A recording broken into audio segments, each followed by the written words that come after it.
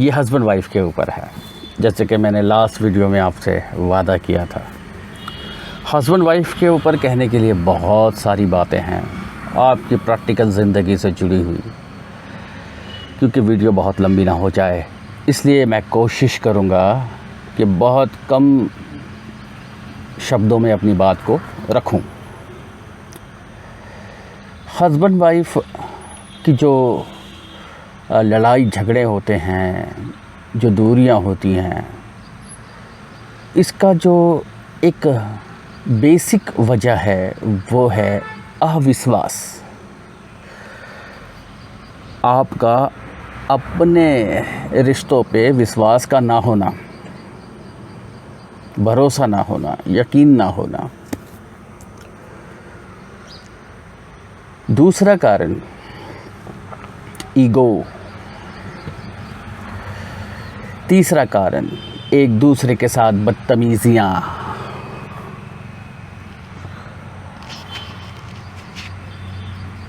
चौथा कारण एहसान जताना। पांचवा कारण दूसरे से अपने आप को ज़्यादा सियाना या समझदार या होशियार समझना। ऐसे ही अनगिनत कारण हैं, जिसमें से एक कारण पैरानॉर्मल भी है, दूसरा कारण नज़र भी है, तीसरा कारण कंपैरिजन भी है। जैसे कि किसी को अपने हस्बैंड से कंपेयर करना या अपने वाइफ से कंपेयर करना। देखिए, भाई बहन का अगर झगड़ा हो जाए तो विवाद नहीं होता, भाई भाई का झगड़ा हो जाए तो मामूली सा विवाद होता है, मनमुटाव होता है, बातचीत बंद हो जाती है, फिर कहीं जा कर के वापस बातचीत शुरू हो जाती है। बड़े नुकसान का कोई डर नहीं होता। यही एक ऐसा रिलेशन है जिसके अंदर अगर विवाद हो जाए तो मामला कोर्ट कचहरी तक पहुंच जाता है, मुकदमेबाजियां हो जाती हैं, अदालतें बैठ जाती हैं, दो ख़ानदानों के बीच जंगें हो जाती हैं। बड़े अफसोस की बात है। लेकिन इतनी सारी जंगें, इतने सारे मुकदमे, इतनी सारी दुश्मनियाँ, ये तो निभाने की तैयारी होती है। किसी की ये तैयारी नहीं होती कि इसकी वजह को तलाश करें और वजह को ख़त्म करें, है कि नहीं? तो जब हमने कभी वजह के ऊपर ध्यान ही नहीं दिया तो हमारी प्रॉब्लम ख़त्म कैसे होगी? अच्छा, इसमें एस्ट्रोलॉजिकल प्रॉब्लम भी आता है। जैसे शुक्र ग्रह का कमज़ोर होना या शुक्र ग्रह बहुत ज़्यादा वीक होना, तो भी दाम्पत्य जीवन का सुख नहीं ले पाता इंसान। क्योंकि शुक्र ग्रह जो है दाम्पत्य जीवन का स्वामी है, मालिक है। एस्ट्रोलॉजी में इसकी ये मान्यता है। हर लॉजिक से, साइकोलॉजी है, एस्ट्रोलॉजी है, न्यूमरोलॉजी है, पामोलॉजी है, हर लॉजिक से इस नज़रिए को समझने की कोशिश करेंगे। वीडियो ज़्यादा बड़ी ना हो जाए, इसका पूरा ख्याल रखूँगा। आपकी ज़िंदगी में कुछ मिस ना हो जाए, इसका भी पूरा ख्याल रखूँगा।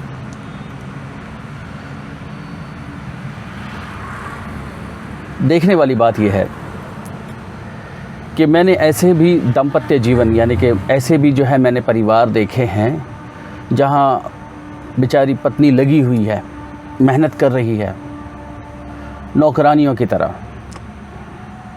अब हस्बैंड और वाइफ को एक साथ खड़ा कर दें तो वाइफ नौकरानी लगेगी उसके सामने, क्योंकि उसने कुछ अपेक्षा की ही नहीं, उसने कुछ उम्मीद की ही नहीं। वो बस काम करे जा रही है, बस अपना फ़र्ज़ निभाए जा रही है, और उसे ये लगता है कि और कम है, मुझे और कुछ करना चाहिए अपने परिवार के लिए, अपने हस्बैंड को खुश करने के लिए। हस्बैंड के पास देखो तो लाख लाख रुपए का फ़ोन सॉरी, और पत्नी के पास देखो तो 10-12 हज़ार रुपये का फ़ोन। क्योंकि तो पत्नी क्या करेगी फ़ोन का? कभी प्यार से पूछ लिया होता कि तुम्हें कौन सा मॉडल पसंद है, कि देखो कैसे प्यार बढ़ता है। खुद के लिए महंगे महंगे परफ्यूम, महंगे महंगे ड्रेसेस, वाइफ के लिए अपनी मर्ज़ी से कुछ भी ले आएगा। कभी खुद साथ ले गया होता किसी बुटीक में, किसी शॉप पे, और कहा होता देखो तुम्हें क्या पसंद है। खुद के लिए महंगे महंगे शू, वाइफ के लिए हल्की फुल्की सैंडल। तो कहते हैं कि कौन देख रहा है, तुझे कहाँ जाना है, तुझे घर में ही रहना है, वगैरह वगैरह। या अगर पत्नी जॉब कर रही है तो उसे कहते हैं कि कौन इतना ध्यान देता है, पैरों में तो पहनना है। भाई खुद के लिए तो आपने 10,000 रुपये का शू ले लिया, पत्नी के लिए 200 रुपये का सैंडल, शर्म नहीं आती? देखिए, इस बात का ख्याल रखिएगा कि सच थोड़ा सा कड़वा होता है, तो डाइजेस्ट करने की कोशिश कीजिएगा। दूसरी बात कि आप ये उम्मीद करते हैं कि आपकी पत्नी सुने और मैं सुनाऊं, और जिस दिन उसने सुनाया उस दिन आप आग बबूला हो जाएंगे, मतलब फट जाएंगे ज्वालामुखी की तरह, और कहेंगे कि तेरी ये हिम्मत, तूने मुझे सुनाया। आप महफिल में उसे गाली दे दो, वो तन्हाई में आपको चिल्ला भी नहीं सकती। कमाल का इंसाफ है ये। वजह कभी तलाशी नहीं की हमने। बच्चों को पाल कर, घर का सारा काम करके, शाम को पति का इंतज़ार करके, उसे खाना खिलाकर, उसे सुलाकर, सुबह की तैयारियों के बारे में सोचती सोचती सोचती सो जाती है। बड़ी पगली है ये, बड़ी नादान है ये, बड़ी मासूम है ये। इसका ख्याल रखें। अगर आपने इसका ख्याल रखा तो याद रखिए कि उसके दिल से निकलने वाली दुआएं आपका जीवन सफल बना देगी। आप कुत्ते और बिल्ली का ख्याल रखते हैं, मगर अपनी पत्नी का ख्याल रखते हुए आप चूक क्यों जाते हैं?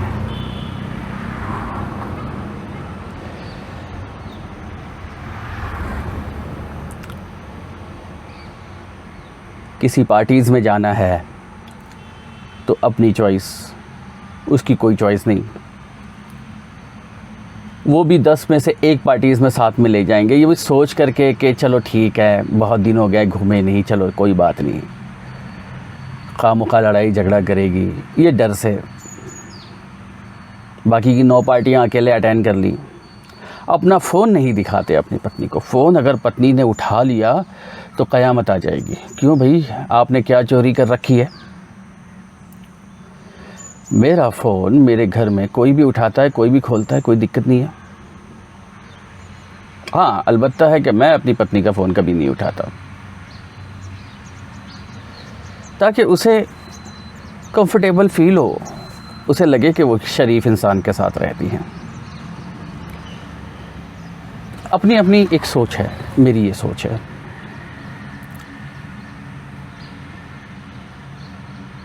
ख्याल रखना, जैसे कि शादी के बाद हस्बैंड वाइफ और कोई वो आ गई आपकी लाइफ में, न जिससे दोस्ती है न जिससे मोहब्बत, बस अभी राम राम होती है, दूर दूर से मुस्कुराना होता है। आपको उसका व्हाट्सएप नंबर मिल जाए, आप सुबह शाम उसे फ़ोन करते हैं, कैसी हो आप, नाश्ता किया आपने, खाना खाया आपने, आप घर पहुँची, आप ऑटो में हो, आप स्टेशन पे हो, संभाल के जाइएगा, संभाल के उठिएगा, संभाल के बैठिएगा। ऐसे अक्लमंद पतियों के लिए मेरी एक राय है कि अगर इसका 10% भी आपने केयर अपनी उस मासूम पत्नी का किया होता जो आपके लिए अपनी निगाहें बिछाकर, अपना दिल बिछाकर बैठी इंतज़ार कर रही है, तो आप कहाँ से कहाँ पहुँच जाते हैं।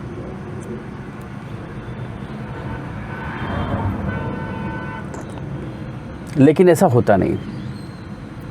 क्यों? पढ़े लिखे हैं, समझदार हैं, जाहिल नहीं हैं। अक्सर ये देखा गया है, जो लेबर क्लास है, जो बहुत ही मतलब कम पढ़ा लिखा है, ज़्यादा मेहनत करने वाले लोग हैं, ये अपने दाम्पत्य जीवन में सुखी रहते हैं। इसका क्या राज है? और जो पढ़ लिख जाते हैं, थोड़ा हाई फाई सोसाइटी में रहना शुरू कर देते हैं, सेकंड क्लास से फर्स्ट क्लास का पास बन जाता है, एक छोटी मोटी कार ले लेते हैं, 4 जोड़ी शूज़ हो जाते हैं, 10-15 जोड़ी कपड़े हो जाते हैं, उनकी सोच ही बदल जाती है, उनका तौर तरीका ही बदल जाता है। उन्हें लगता है कि सिर्फ वही वो हैं, बाकी सब बेकार है। अब हम चलते हैं पत्नी की तरफ। पति की क्लास तो होगी, अब पत्नी की तरफ चलते हैं।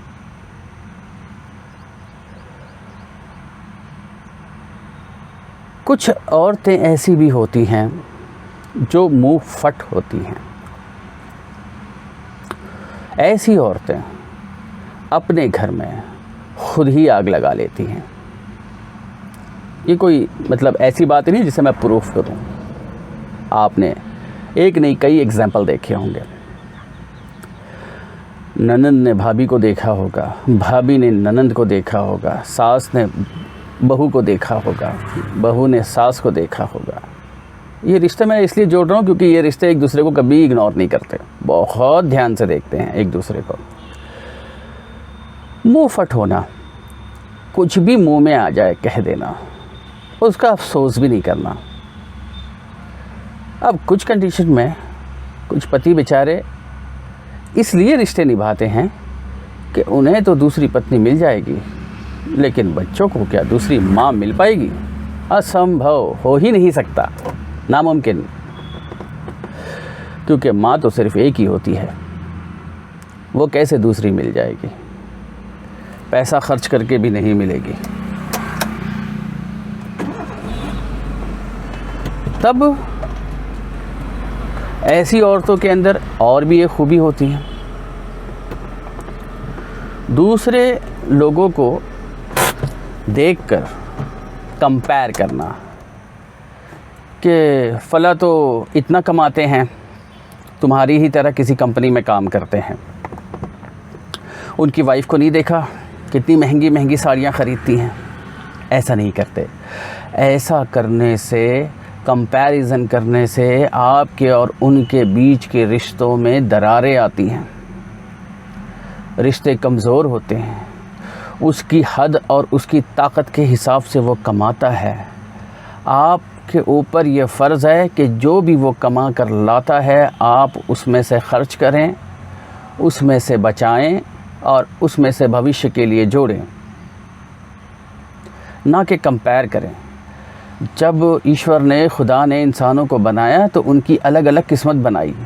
क्यों हम आप एक जैसे नहीं हैं? हमारी किस्मत क्यों अलग अलग है? इसी से समझ लीजिए, सबकी रोज़ी अलग, सबकी किस्मत अलग, सबका भाग्य अलग, सबका घर अलग, सबके सोच अलग, सबका व्यवहार अलग, सबका स्वभाव अलग, हर चीज़ अलग। हम कंपेयर नहीं कर सकते।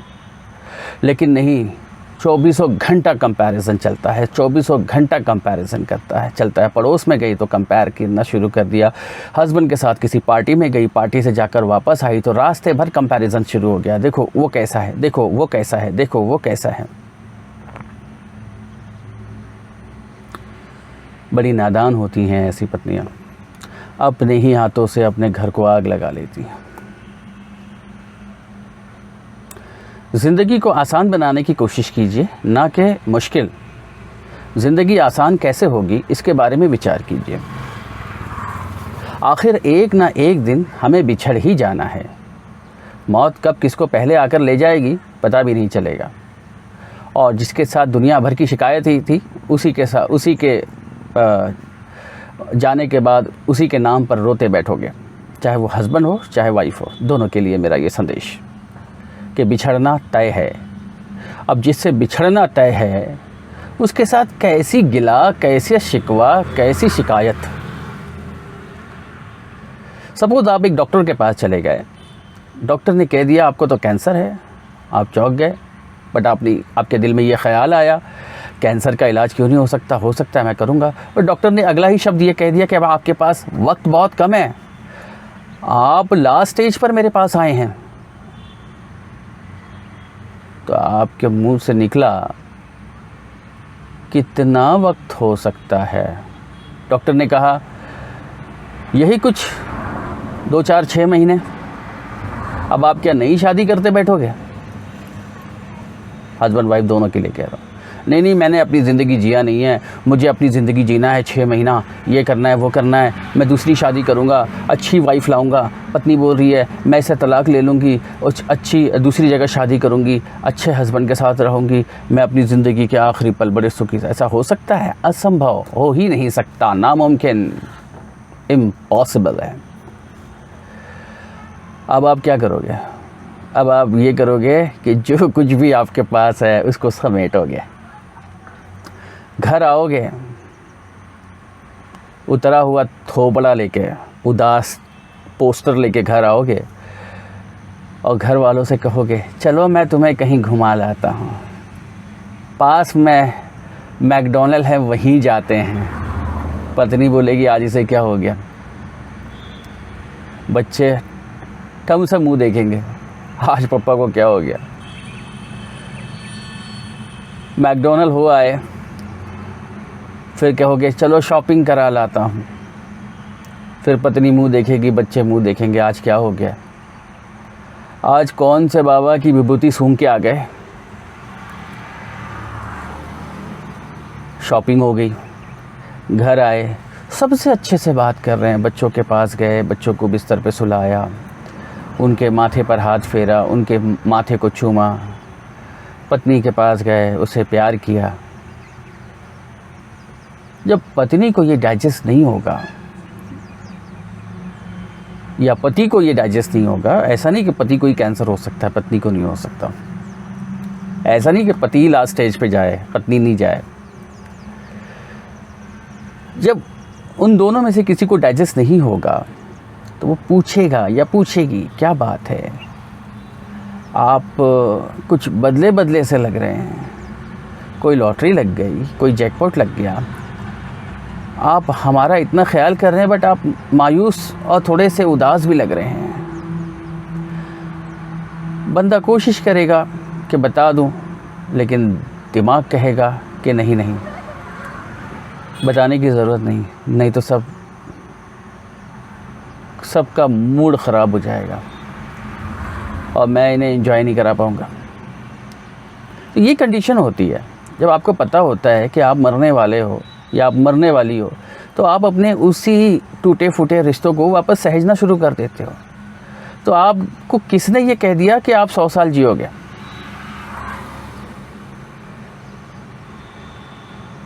क्या पता कब मौत किसको आके ले जाए। आप उन टूटे फूटे रिश्तों को उठाओ, उन्हें जोड़ो और उनके साथ खुशी अपना समय बिताओ, क्योंकि इसके बाद सिवाय यादों के और कुछ नहीं रहने वाला। मैं चाहता तो कुछ अलग तरीके की काउंसलिंग कर सकता था जिसमें आपको सुनकर बहुत अच्छा लगता, लेकिन मेरा मकसद घर तोड़ना नहीं है, घर जोड़ना है। बड़ी ईमानदारी से ये शब्दों को मैं अदा कर रहा हूँ। अब कुछ औरतों की आदत होती है ज़्यादा परफ्यूम लगाने की या बदन को ज़्यादा खुला छोड़कर पार्टीज़ में जाने की, छोटे शॉर्ट कपड़े पहनने की, साड़ी और ब्लाउज़ ही पहनेंगे तो गैप ज़्यादा रहेगा और बाल थोड़े खुले रहेंगे, और इस तरीके की कंडीशन में पार्टीज़ में जाना, बाज़ारों में जाना, घूमना फिरना, या संध्या के समय शाम के वक्त खुले बाल रखकर घूमना फिरना या बाहर निकलना घर के। कुछ औरतों को देखा है कि वो बराबर एग्जैक्ट टाइम शाम को ही जो है, जैसे सूरज डूब रहा होता है उसी टाइम पे उनका सारा काम छोड़ करके वो बाज़ार चली जाती हैं, भले उन्हें जो है 5 रुपए की कोतमीर ही क्यों ना ख़रीदना हो। ऐसी औरतें पैरानॉर्मल का शिकार होती हैं, ना चाहते हुए भी इनके हाथों से वो गलतियां होती हैं जिसकी वजह से इनका घर बर्बाद होता है। लड़ाइयाँ, झगड़े, कोर्ट कचहरी, मुकदमे, सब कुछ हो जाता है। दो ख़ानदानों के बीच दुश्मनियाँ हो जाती हैं।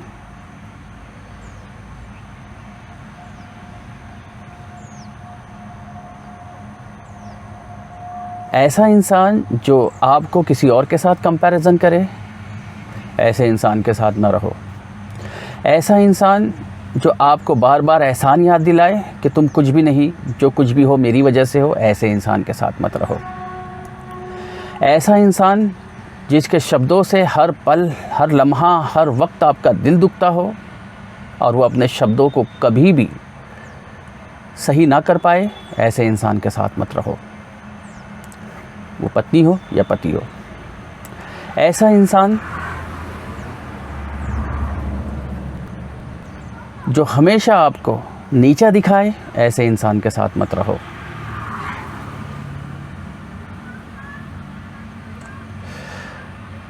अब इसमें पैरानॉर्मल प्रॉब्लम भी मैंने आपको बताई, एस्ट्रोलॉजिकल प्रॉब्लम भी मैंने आपको बताई।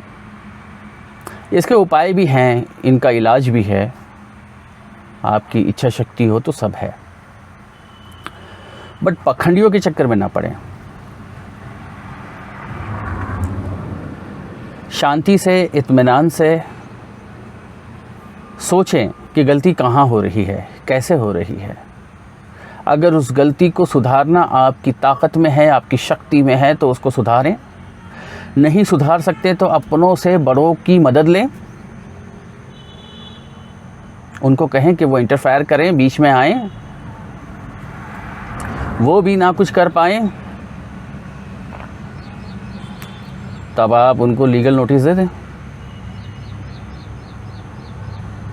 होता क्या है कि ये लड़ाइयों से अक्सर हाई डिप्रेशन का मरीज़ हो जाता है बंदा या बंदी। औरतों में ख़ास तौर से हाई डिप्रेशन देखा गया है, मर्दों में भी, लेकिन मर्दों में संख्या कम पाई जाती है। मर्दों में है लेकिन कम पाई जाती है। हाई डिप्रेशन तन्हाई में बात करना शुरू कर देती हैं, अकेले में बात करना बड़बड़ाना शुरू कर देती हैं। उन्हें इस बात का एहसास ही नहीं होता कि न जाने मैं कितने महीनों से ये हरकतें कर रही हूँ। ये ठीक भी है? ये ठीक नहीं है। आप पागल होने की कगार पे जा रही हैं। आप अपनी भावनाओं को इतना मजबूत बना रही हैं कि वो एक्शन मोड पर आ जाएगा। ये साइकोलॉजिकल बात कह रहा हूँ आपको मैं।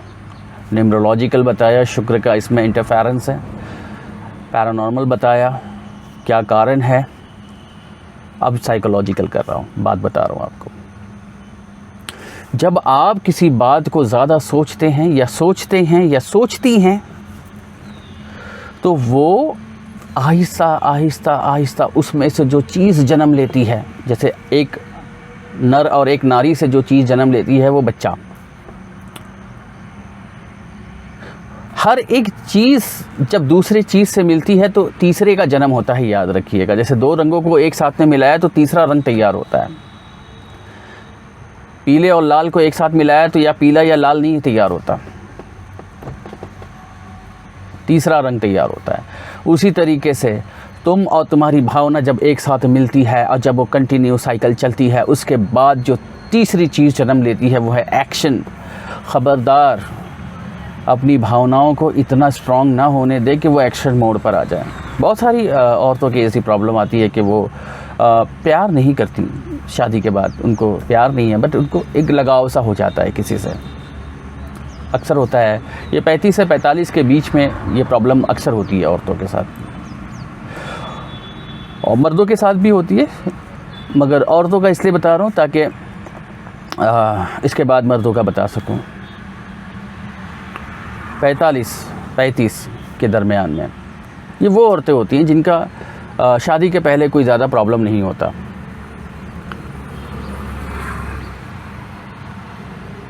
तो अगर उनसे ये पूछा जाए कि भैया ऐसा क्यों, तो कहती नहीं, खाली सिर्फ एक लगाव सा है।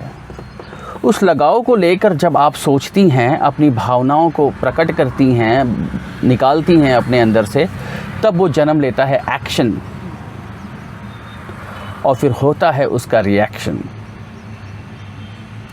इसी को कहते हैं पति पत्नी और वो।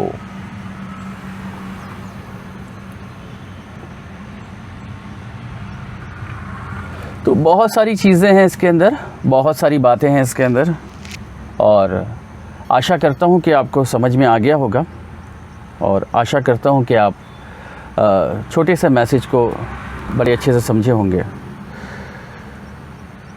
Thank you very much.